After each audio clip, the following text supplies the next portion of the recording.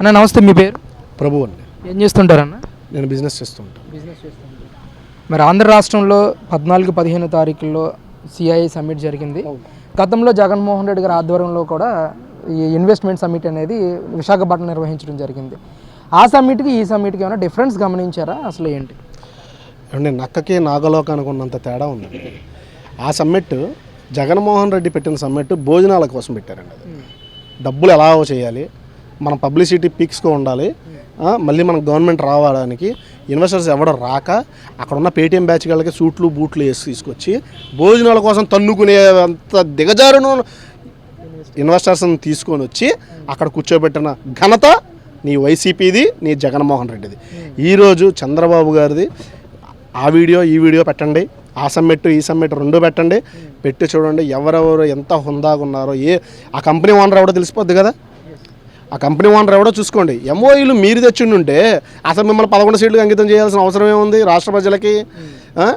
కంపెనీలన్నీ మీరే తెచ్చిండుంటే మీ మినిస్టర్లందరూ డిపాజిట్లు లేకుండా ఓడిపోవాల్సిన అవసరం ఏముంది? మీరే కంపెనీలు తెచ్చిండుంటే, మీరే ఉంటే రాష్ట్రం అప్పులకు ప్రతిసారి నిర్మలా సీతారామన్ గారి దగ్గరికి నీ ఫైనాన్స్ మినిస్టర్ని పంపించి అక్కడ అప్పులు ఇవ్వండి, ఆర్బీఐ దగ్గర నుంచి ఎందుకు అప్పులు తెచ్చారు మీరు? ఇదే కంపెనీలు పెట్టుబడులు పెడతాయి కదా. ఇదే కంపెనీలు తెచ్చుంటే మన రాష్ట్ర ప్రజలు, మన రాష్ట్ర విద్యార్థులు హైదరాబాద్ బెంగళూరులో ఓలా క్యాబులు తోలుకొని పార్ట్ టైం జాబులు చేసుకునే గతి మన ఆంధ్ర రాష్ట్రానికి ఉండేది కాదు. ఇప్పుడు ఈరోజు లోకేష్ బాబు గారు 25 లక్షల ఉద్యోగాలు ఇస్తానన్నారు.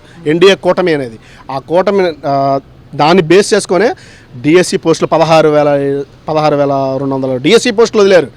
ఈరోజు 1,30,000 కోట్లతో పెట్టుబడి పెట్టి 1,00,000 ఉద్యోగాలు క్రియేట్ చేశారు. 1,00,000 ఉద్యోగాలు అంటే 1,00,000 ఉద్యోగాలు కానీ దానికి ఆటో ట్రాన్స్పోర్ట్ పెరుగుతుంది, పెట్రోల్ బంకులు పెరుగుతాయి, ఫుడ్ ఎలవెన్సెస్ పెరుగుతాయి, మొత్తం అన్ని రూములకి పెరుగుతాయి, హాస్టల్స్ పెరుగుతాయి. వీళ్ళందరికీ ఎంప్లాయ్మెంట్ క్రియేట్ అవుతుంది. అంటే సుమారు 1,00,000కి ఇంకో 1,00,000 మంది పెరుగుతున్నారు. అలాంటి చూసి ఈరోజు మీరు నిజంగా మీరు గూగుల్ని తెచ్చుంటే మీరు అసెంబ్లీలో మిరియాల దినుసులు, పచ్చళ్ళ దినుసులు, ఈ కంపెనీలు మసాలా దినుసులు ఇవన్నీ చెప్పారు కదా. మరి దీని ఎంఓఐ గురించి ఎందుకు చెప్పలా? మీరు నిజంగా తెచ్చారు, ఓకే. ఆ ఎంఓఐ ఎందుకు చెప్పలేదు మీరు? ఈరోజు ఆ ఎంఓయూని రావడానికి 15 నెలల కృషి చేశారు నారా లోకేష్ బాబు గారు. ఈరోజు దాన్ని చూసి ఈరోజు చంద్రబాబు గారు చేసిన సమ్మిట్లో 15 లక్షల కోట్ల పెట్టుబడులు వచ్చి ఈరోజు ముందు మన రాష్ట్రానికి ఈరోజు ప్రజలందరూ ఎలా ఉన్నారంటే ఇదిరా మనకు కావాల్సింది, ఇదిరా ఇప్పుడురా మనం టీవీ చూడాలి, ఇప్పుడురా న్యూస్ ఛానల్ చూడాలి అనే గర్వంగా తెలుగువాడు ఈరోజు ఆనందంగా చూస్తాడు. అనిపిస్తుంది గతంలో జగన్మోహన్ రెడ్డి గారు కానీ అలాగే ఐటీ మినిస్టర్ గుడివాడ అమర్నాథ్ కానీ ఈ ఇన్వెస్ట్మెంట్ సదస్సులో మాట్లాడిన తీరు ఏ విధంగా ఉంది, ఈరోజు చంద్రబాబు నాయుడు నారా లోకేష్ మాట్లాడిన తీరు ఎలా ఉందండి? సార్ మీకు దయచేసి దండం పెడతానండి. అది సమ్మిట్ కాదు సార్, అది అన్నదాన కార్యక్రమం సార్. అది మీరు సమ్మిట్తో దాన్ని ఇన్వెస్టర్ సమ్మిట్ కాదు సార్, అది అన్నదాన కార్యక్రమం సార్. వాళ్ళ పేటీఎం బ్యాచ్ వాళ్ళకి 1 సంవత్సరం నుంచి భోజనాలు పెట్టకపోతే కొద్ది ఎలవెన్సెస్ ఇస్తాం రండ్రా బాబు అంటే వచ్చి సూట్లు గిట్లు వేసుకొని వచ్చిన వాళ్ళు సార్. వాళ్ళందరూ వాళ్ళ సాక్షి పేపర్ విలేకరులు వాళ్ళు వీళ్ళు భారతీయ సిమెంట్లో జీతాలు ఇవ్వక, ఆ సూట్ కేసుల కంపెనీలో జీతాలు ఇవ్వక వచ్చిన వాళ్ళు సార్. వాళ్ళందరూ వాళ్ళు సమ్మిట్కి కంపెనీలు తీసుకొచ్చిన సమ్మిట్ మనుషులు కాదు సార్. వాళ్ళు నిన్న వీడియోస్ చూడండి, ఎవరెవరు ఎలా ఉన్నారు, వాళ్ళ హుందాతనం ఏంటి, బాబు గారు మలుచుకున్న హుందాతనం ఏంటి, ఆ కంపెనీలు ఎలా ముందుకు వచ్చినాయి. ఒక్కళ్ళన్నా కనీసం భోజనం ప్లేట్ పట్టుకున్న వాళ్ళు చూసారా మీరు? వాళ్ళేనండి డైక్షాల్లో వంగిపోయి అన్నం దోచుకుని ఉండతో మీరు వాళ్ళని దయచేసి ఇంకోసారి ఎప్పుడు సార్ మీరు ఎవరినైనా సరే చంద్రబాబు గారితో జగన్మోహన్ రెడ్డి గారితో మాత్రం అసలు పోల్చొద్దు. ఐటీ కంపెనీల గురించి దయచేసి మీకు దండం పెడతాను. గతంలో 2019 నుంచి 24 వరకు జనాలు టీవీ చూడాలంటే అక్కడ ఆణ తలకాయ పగలు కొట్టారు, ఇక్కడ ఈడి తలకాయ పగలు కొట్టారు, అక్కడ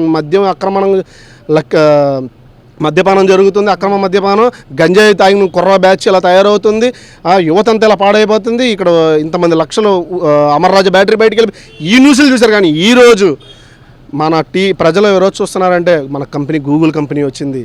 ఈరోజు విజయవాడ దాంట్లో ఉత్సవాలు బాగా జరుగుతున్నాయి, దసరా ఉత్సవాలు బాగా జరుగుతున్నాయి, ఈవెంట్లు బాగా జరుగుతున్నాయి. మొన్న ఇళ్ళరాజా గారు వచ్చారు. ఇలాంటివన్నీ జరుగుతాయి. యువతనంతా ముందుకు తీసుకెళ్తున్నారు. ఈరోజు ఇదే 15 లక్షల కోట్ల గురించి ఎంత ఆనందపడుతున్నారు. రేపు మళ్ళీ వారం 10 రోజులు ఔటర్ రింగ్ రోడ్డుకి ప్రణాళిక సిద్ధం అవుతుంది. ఇదంతా జనాలు ఈరోజు టీవీలు పెట్టుకుంటే చాలా సంతోషంగా అబ్బా ఇదిరా కదరా. అసెంబ్లీ కూడా అంత హుందాగా జరుగుతుంది. ఒక బూతులు వింటున్నావా, అరే తురియాను కూడా వినట్లా.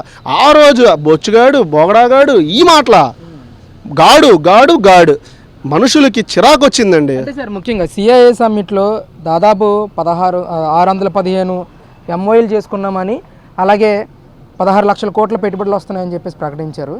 ఒకవైపు గతంలో మేము ఏదైతే కంపెనీలతో ఎంఓయూలు చేసుకున్నామో వాళ్ళతోనే మళ్ళీ వీళ్ళు ఎంఓయూ చేసుకుంటున్నారని చెప్పేసి గుడివాడ అమర్నాథ్ కానీ వైసీపీ నాయకులు కానీ మాట్లాడుతున్నారు. దీన్ని ఎంతవరకు సమర్థిస్తారు? గుడివాడ అమర్నాథ్ అంటే గుడ్డు ఉడుకుతుంది, గుడ్డు పెట్టాము ఆమంత్రేనండి.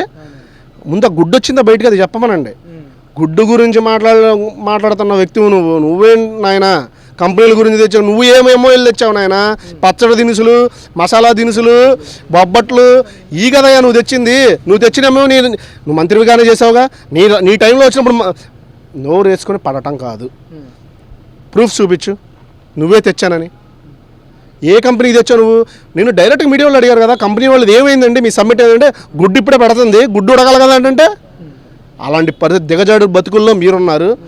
ఎక్కడో శిఖరాల్లో కూర్చొని నారా లోకేష్ బాబు గారు, పవన్ కళ్యాణ్ గారు, చంద్రబాబు గారు ఉన్నారు. దయచేసి వీళ్ళతో వాళ్ళని కంపేర్ చేయొద్దండి. ఈ సిఐఏ సమ్మిట్ అనేది అటర్ ఫ్లాప్ అయింది అనే వాళ్ళకి ఏం చెప్తారు మీరు సమాధానం? గతంలో మీరే స్టంట్లు వేశారు, మీరేం పబ్లిసిటీ చేశారు? మీరు పబ్లిసిటీ చేసింది ఏముందో చెప్పండి. ఈరోజు పబ్లిసిటీ చేశారని మీరు అంటున్నారు కదా, పబ్లిసిటీ చేస్తే శంకుస్థాపన ఎందుకు చేయాలి? కంపెనీ వచ్చి శంకుస్థాపన చేసింది, మీరు ఏ కనీసం బొబ్బట్ల మిషన్ కూడా మీరు శంకుస్థాపన చేయలే. మీరు కంపెనీల గురించి మాట్లాడేంత పరిస్థితి మీది కాదు. కుక్కగాటికి చెప్పు దెబ్బ అనేది సామెత ఉంటుంది చూసారండి.